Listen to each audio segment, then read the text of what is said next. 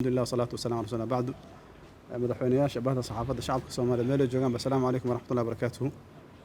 munaasabadan waxay ku saabsan tahay waxay daba socotaa munaasabadeena xalay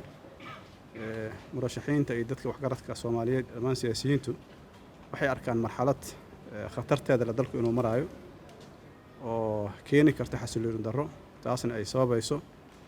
doorashadii ilaa hadda aan laga heshiinin ilaa haddana ay u muuqato in mataqaanaa institutionada waqtigooda dhamaada ay rabaan inay kororsi aan sharci ahayn oo keeni kara xasilooni darro ay sameeyaan taasna hadda waxaa bilaabatay in la arko saansaanteeda xumeed ciidanka qalabka sida inay ku qaybsamaan marka koow waxaan rabnaa taliyihii booliska gobolka Banaadir Saadiq John raalli haleega ahdo magac kale aad uma aqaano laakiin waan rajeynaa in magacaas la wada fahmaayo tilaabta uu qaada runtii waa tilaab aad aan u soo dhaweynayno muujinaysa xilkasnimo dareen muwaadinimo iyo mas'uuliyadeed ayna tahay saraakiisha kale inay raacaan arrintaas